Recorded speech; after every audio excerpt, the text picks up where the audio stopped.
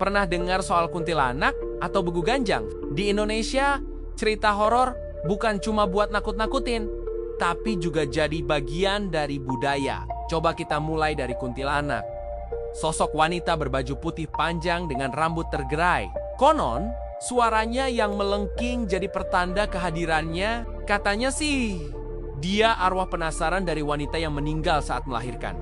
Seram Khan. Lain lagi dengan begu ganjang dari Sumatera Utara. Sosok ini digambarkan tinggi besar dan sering dikaitkan dengan pesugihan.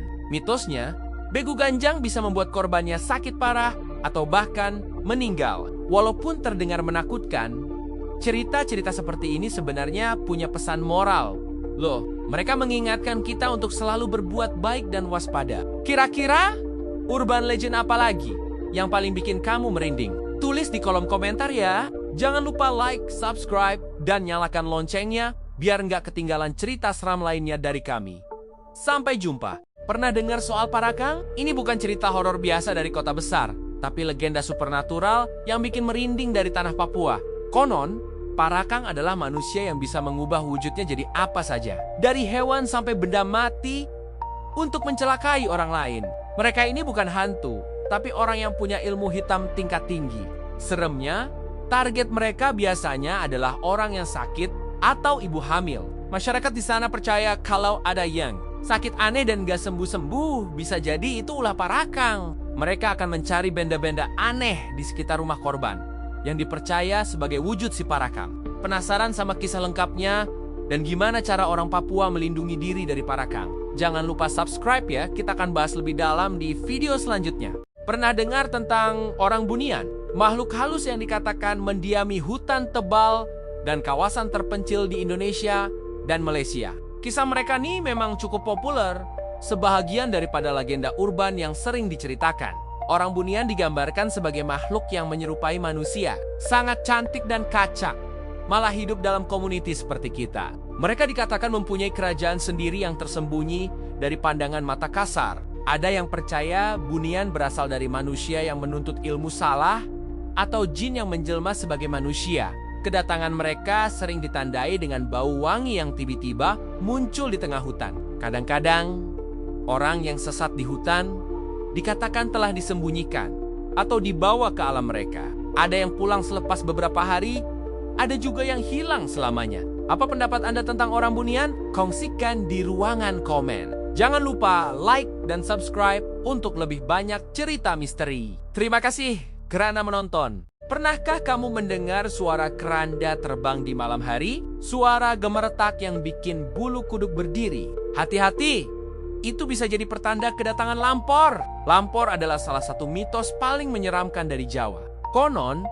ini adalah pasukan gaib Nyi Blorong yang datang membawa keranda terbang untuk menjemput nyawa. Kemunculannya ditandai dengan angin kencang yang aneh, diikuti suara riuh seperti pasar malam di tengah keheningan. Wujud lampor sendiri tidak pernah jelas. Ada yang bilang ia berbentuk bola api. Ada juga yang menyebutnya sosok berjubah hitam. Menurut cerita, jika kamu mendengar suara lampor, jangan pernah menyahut atau keluar rumah. Tutup semua pintu dan jendela, dan bersembunyilah di bawah tempat tidur. Konon, siapapun yang melihatnya langsung atau menyahut panggilannya akan dibawa pergi dan tidak akan pernah kembali. Berani dengar cerita lengkapnya?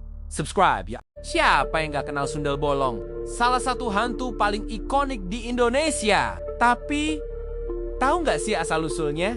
Konon, Sundel Bolong adalah arwah penasaran seorang wanita yang meninggal saat hamil di luar nikah dan melahirkan dari punggungnya. Makanya, punggungnya bolong dan ditutupi rambut panjangnya. Katanya, kemunculannya sering ditandai dengan wangi bunga Kamboja yang tiba-tiba menyeruak, diikuti bau amis darah yang bikin bulu kuduk berdiri. Suara tangisan bayi di tengah malam juga bisa jadi pertanda kehadirannya. Hihi, serem banget ya. Banyak yang mengaku pernah melihat sosoknya.